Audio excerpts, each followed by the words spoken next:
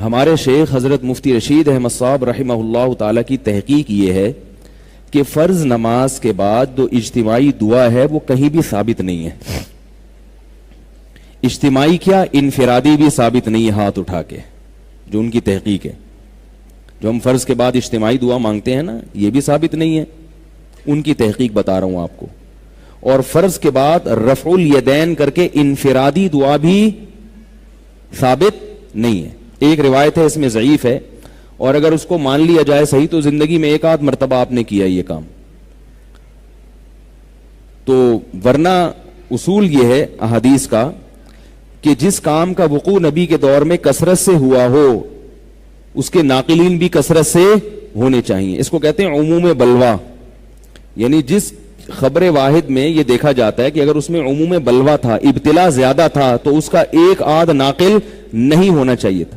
اگر نبی صلی اللہ علیہ وسلم کے دور میں فرض نماز کے بعد اس طرح سے دعا کا رواج ہوتا جو ہمارے ہاں ہندوستان، پاکستان اور بنگلہ دیش میں رائج ہے، تو اس بارے میں کچھ روایتیں یقیناً ہوتی، اور بلکہ کچھ کیا کثرت سے روایتیں ہوتی. ایک بھی روایت نہیں ہے، ایک بھی حدیث نہیں. اور ایک اگر روایت ہے تو وہ صرف انفرادی رفع الیدین کی ہے، اور وہ بھی سند پہ اس کے کیا ہے، کلام ہے. ایک بات یہ حضرت کی تحقیق بتا رہا ہوں، کہیں آپ مجھ پہ فتوے نہ جھاڑنا شروع کر دیں. ان کی تحقیق بتا رہا ہوں. آپ میری کیا تحقیق ہے اور میرا کیا رائے ہے وہ میں نہیں بتا رہا آپ کو. سمجھ میں آ رہی ہے بات؟ وہ ہو سکتا ہے بتا بھی دوں، دیکھا آپ لوگوں میں تحمل ہے تو بتا بھی دوں گا، لیکن وہی ہے خارش نہ لگ جائے کہیں پھر اسی مسئلے پر شروع ہو جائیں. تو دوسرا مسئلہ یہ ہے کہ جو فقہ ہے نا، فقہ اس میں قرآن و حدیث میں جتنا ہے تو قرآن و حدیث کی بہت گہرائی میں جا کے فقہی جزیات لکھی ہوتی ہیں. یعنی حدیث میں اگر کوئی چیز اجمالی ہوگی تو فقہ کی کتابوں میں اس کی بہت ڈیٹیل ہوگی. اس لیے فقہ میں مواد حدیث سے زیادہ ملتا ہے، کیونکہ فقہ نے حدیث کو آسان کر دیا نا، اس کی بہت جزیات بہت ہوتی ہیں چھوٹی چھوٹی گہرائی میں. تو ہمارا جو فقہ حنفی ہے اس کے فتاوی کی جتنی کتابیں ہیں ان میں کسی حاشیے میں بھی اس دعا کا ذکر نہیں ملتا، حالانکہ فقہا تو بہت ڈیٹیل میں جا کے مسائل کو بیان کرتے ہیں. نہ فتاوی قاضی خان میں ہے، نہ فتاوی عالمگیریہ میں ہے، نہ رد المختار میں، نہ الدر المختار میں، کہیں بھی نہیں ہے. جو فتاوی کی مشہور کتابیں ہیں، نہ قدوری میں، نہ ہدایہ میں، جو متون کی کتابیں ان میں بھی نہیں.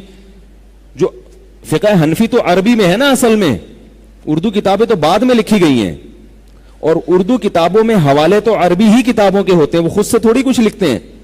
تو کہیں بھی نہیں ہے. تو ہمارے حضرت فرمایا کرتے تھے یہ صدیوں سے فقہا نے اس کا کہیں اشارہ بھی نہیں دیا کہ فرض نماز کے بعد امام کو چاہیے کہ ہاتھ اٹھائے اور مقتدیوں کو چاہیے کہ وہ بھی کیا کریں، ہاتھ اٹھا کے دعا مانگے. کہیں بھی نہیں ہے، نہ قرآن و سنت میں ہے. اور ظاہر ہے جب قرآن و سنت میں نہیں ہے تو فقہ حنفی میں بھی نہیں ہوگا نا. فقہ حنفی تو قرآن و سنت کی تشریح کا نام ہے. نہ امام ابو حنیفہ نے، اور پھر چاروں فقہ میں نہیں ہے. بات آ رہی ہے سمجھ میں؟ اب میں آپ کو بنانا ہوں خرشیلا.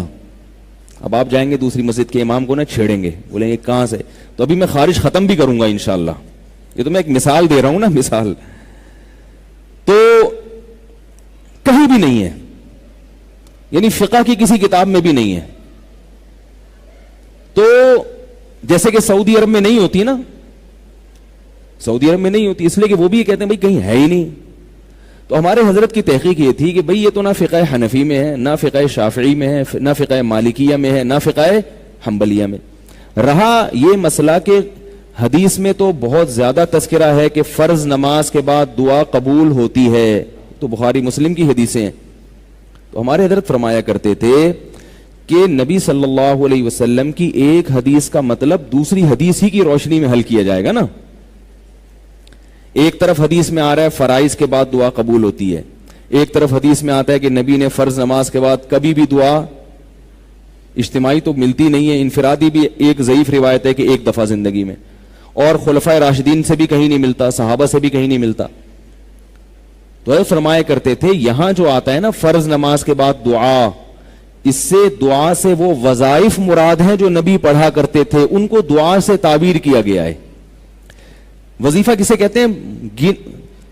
یعنی کچھ منتخب کلمات جیسے ہم کہتے ہیں کہ مسجد میں داخل ہونے کی دعا، مسجد میں داخل ہوتے ہوئے تو بھی دعا مانگتے تھے نا، تو وہ یہ تھوڑی کہ ہاتھ اٹھا کے دعا، وہ مخصوص الفاظ ہیں، اللہم افتح لی ابواب رحمتک، تو یہ وظیفہ ہے.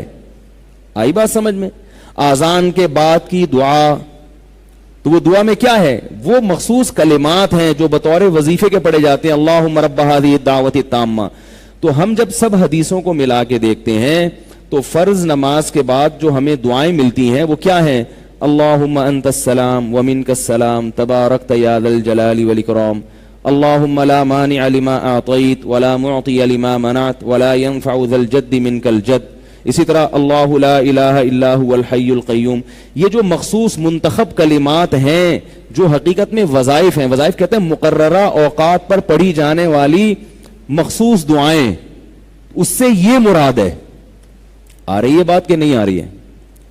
سمجھ میں آ رہی ہے بات؟ دوسری بات ہمارے حضرت یہ بھی فرمایا کرتے تھے کہ یہ بھی ساری نہیں پڑھنی فرض کے بعد.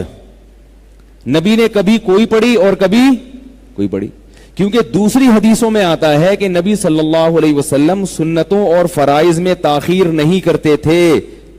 یہ بھی صحیح حدیث ہے، سوائے اتنی دیر جتنی دیر میں اللہم انت السلام ومنک السلام والی دعا پڑھی جاتی ہے. تو دونوں طرح کی حدیثوں میں جب ہم تطبیق دیں گے تو نتیجہ کیا، بلکہ تین طرح کی حدیثیں ہو گئیں. ایک وہ حدیثیں جن میں آتا ہے کہ فرض نماز کے بعد دعائیں قبول ہوتی ہیں، دوسری وہ حدیثیں جن میں آتا ہے کہ فرض نماز کے بعد آپ صلی اللہ علیہ وسلم یہ مخصوص کلمات پڑھتے تھے، تیسری وہ حدیثیں جن میں آتا ہے کہ فرض نماز کے بعد آپ صلی اللہ علیہ وسلم تاخیر نہیں کرتے تھے. تو تینوں قسم کی حدیثوں کو ملائیں گے، اور پھر فقہ کی کتابوں میں بھی یہ مسئلہ اس طرح لکھا ہے. فتاوی عالمگیریہ میں لکھا ہے کہ امام کو چاہیے کہ اللہم انت السلام ومنک السلام کے بقدر بیٹھے اور اس کے بعد کھڑے ہو کر سنتوں میں مشغول ہو جائے. تو جو فقہ حنفی کو فالو کرتے ہیں اس میں تو صاف لکھا ہے کہ امام صرف اتنا کرے گا، سلام کے بعد بیٹھے گا اتنی دیر اور کھڑے ہو کر پھر کیا کرے گا؟ سنتوں میں مشغول. تو قرآن و حدیث کی دو تشریح ہمارے حضرت کر رہے ہیں، فقہ حنفی میں بھی کیا ہے؟ وہی تشریح، فقہ شافعی میں بھی وہی تشریح.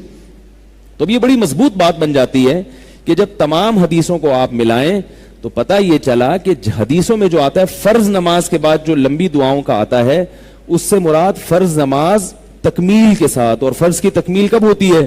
سنتوں کے ذریعے. تو لمبی دعائیں مانگنی ہے، رفع الیدین کرنا ہے تو فرض کے بعد آپ سنتوں میں جلدی مشغول ہو جائیں. باقی وظائف آپ کب کریں گے؟ سنتوں کے. آ رہی ہے بات پڑھیں گے وہ وظائف. اس طرح سے تمام روایتوں میں تطبیق ہو جاتی ہے، ورنہ اجتماعی دعا پر تو کوئی بھی روایت نہیں ہے فرائض کے بعد، کہیں بھی نہیں ہے. اب ہوتا یہ ہے کہ ہم لوگ چونکہ ایک مسئلے کو دیوبندیت کا معیار بنا لیتے ہیں کہ بھئی ہمارے چند بزرگوں نے یہ لکھ دیا یا کر لیا، تو اب پھر ہم اس کو دفاع میں زمین آسمان کے قلابے ملا دیتے ہیں. یہ طریقہ ہمارے بزرگوں کا نہیں ہے. ایک صاحب مجھے کہنے لگے کہ آپ نے یہ بات کہی ہے، حالانکہ یہ بات تو حضرت فلاں دامت برکاتہم نے ہمارے ہی بزرگوں کا نام لیا، وہ تو نہیں کہتے یہ بات، اس کا مطلب ہے آپ کا کوئی نیا مسلک ہے. میں نے کہا ایسا نہیں ہے. میں نے کہا وہ جن بزرگ کا آپ حوالہ دے رہے ہیں انہوں نے جو بات کہی ہے ان کے استاذ نے تو یہ بات نہیں کی، اس کا مطلب ان بزرگ کا مسلک بھی چینج ہو گیا تھا.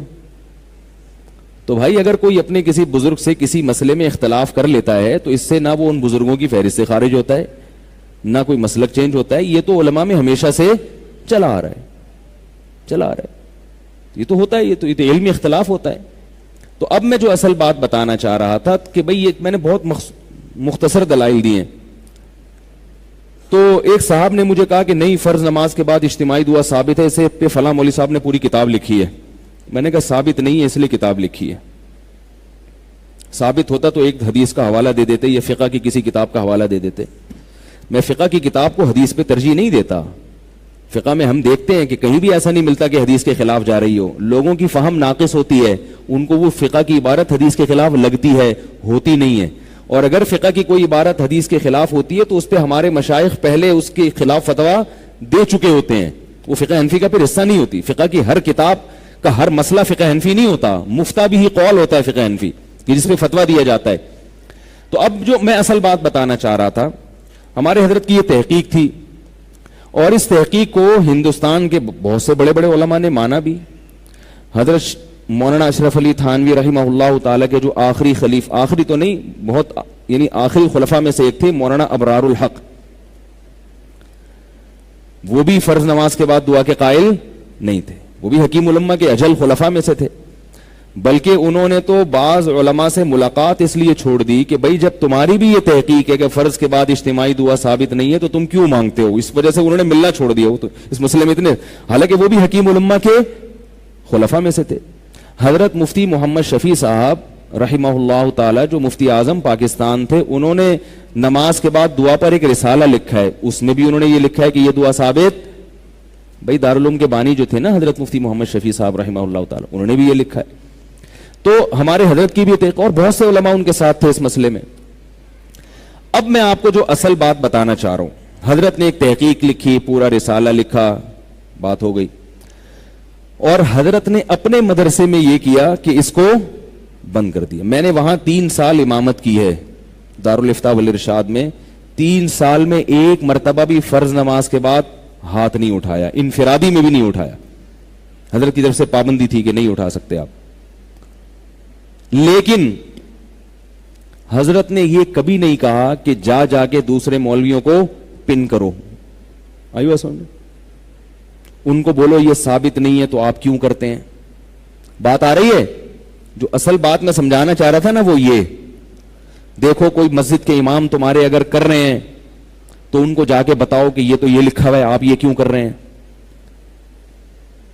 حضرت فرماتے جو جیسے کر رہا ہے اس کو کرنے دو، یہ میری تحقیق لکھی ہوئی ہے، جس نے پڑھنی ہوگی پڑھ لے، نہیں پڑھنی تو ہم کوئی پولیس تھوڑی ہے، کیا خیال ہے؟